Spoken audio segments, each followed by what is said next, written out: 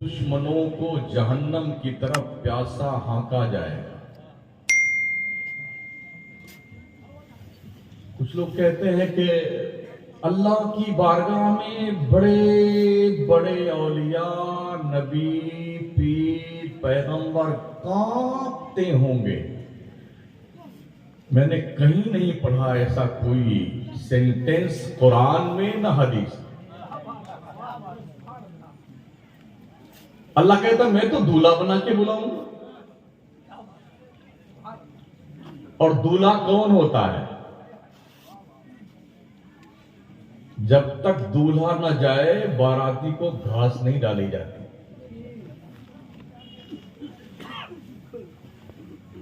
और दूल्हा पहुंच गया ना, अरे क्या Thums Up, Mirinda, Coca Cola, seven up, biryani, korma, pulao, मुतंजन,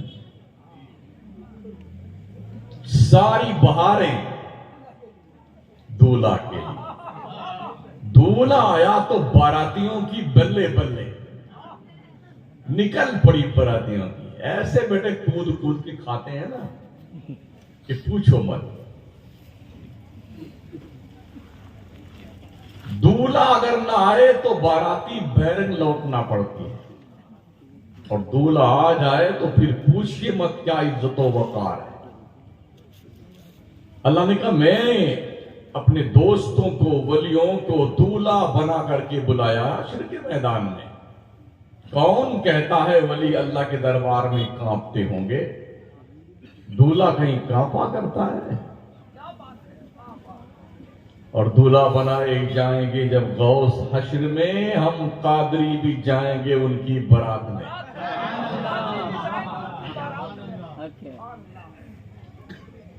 बारातियों कम से कम नहा धो तो लो, थोड़ा कपड़े उपड़े ठीक ठाक कर लो।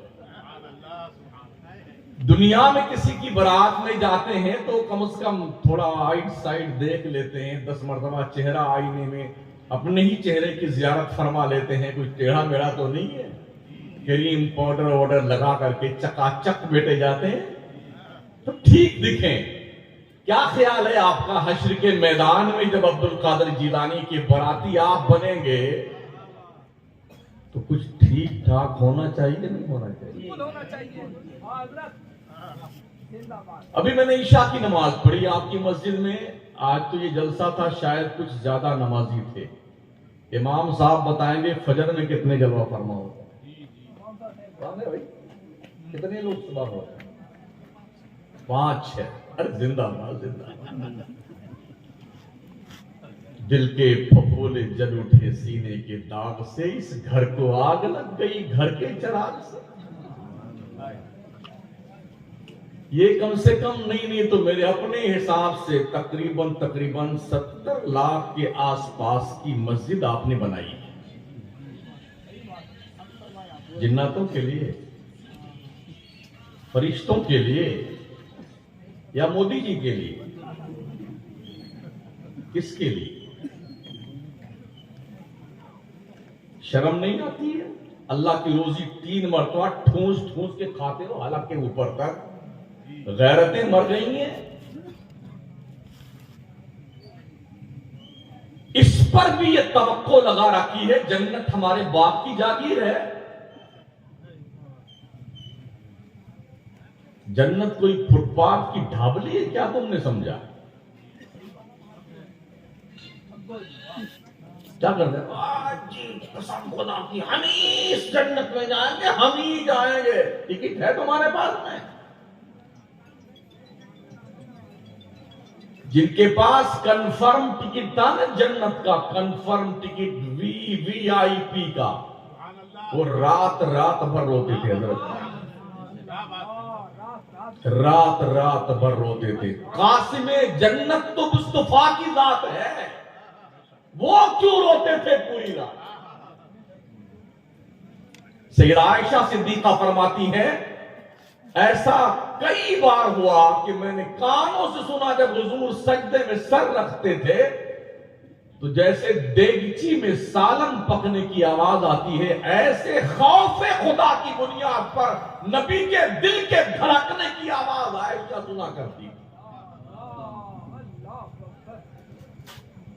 आंखें सावन भादों की तरह हुजूर की बरसती थी। अम्मा आयशा फरमाती है कभी कभी दाढ़ी शरीफ तर हो जाती थी आंसुओं से, और कभी कभी मुसल्ला तक भीग जाया करता था। किसके लिए?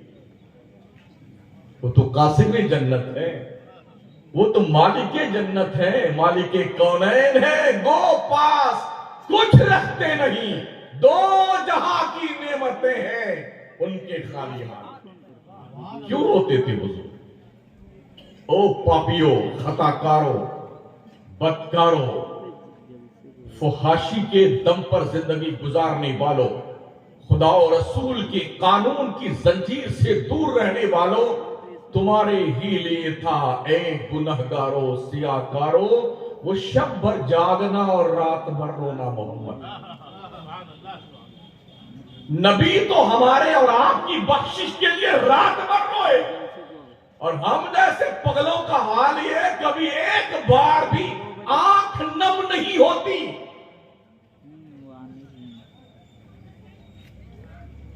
हराम खाना, झूठ बोलना, मकर करना, दगा देना, धोखा, फरेब, बेहयाई, बेशर्मी, बेगैरती।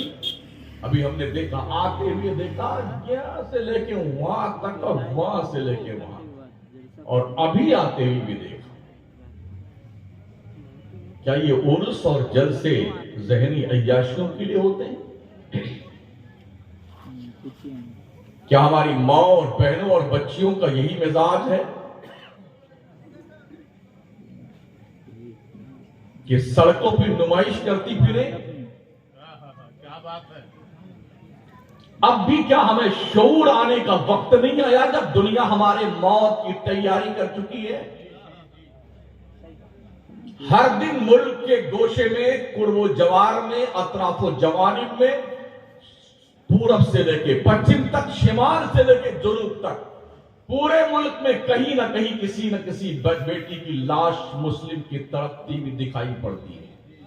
किसी नौजवान को मार करके हमेशा की नींद सुला दिया जाता है। किसी बहुत ही अच्छे जीनियस स्टूडेंट को किसी जुर्म में फंसाकर 25 साल के लिए जेल में ठूंस दिया जाता है।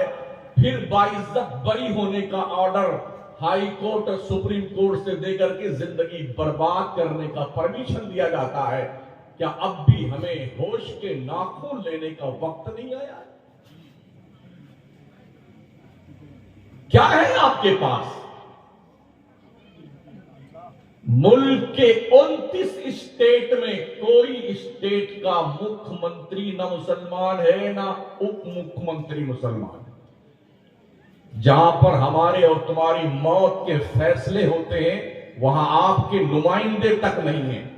आप बिरयानी खाइए ठूस ठूस के, और तोंद पे हाथ फेरिए और जहरी अय्याशी कीजिए, लेकिन जब वक्त आएगा दुनिया भून करके आपको रख देगी।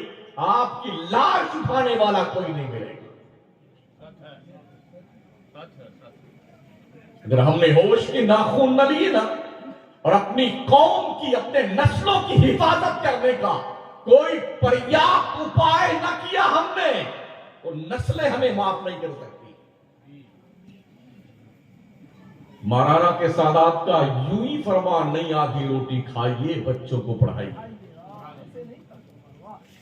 पूरे मुल्क हिंदुस्तान में इतने उर्स हमारे होते हैं ना, अगर एक एक दिन पर 365 दिनों पे डिवाइड किया जाए तो हर दिन में 50 उर्स मिलेंगे हिंदुस्तान भर में। खरबों रुपए हमारी कौम का मज़ारों पे, उर्स पे, चादर पे, गागर पे, ताजिए पे खर्च होता है। मजार वाले को तुम्हारे रुपए की क्या जरूरत है? वो तो जन्नत में आराम कर रहा है। तुम जो पैसे गल्लक में डालते हो, ये मुजावरों के पैसे हैं जिनकी तोंद पे कम से कम 4 इंच की चर्बी चढ़ी हुई है। ये पैसे उनकी जेब में जाते हैं।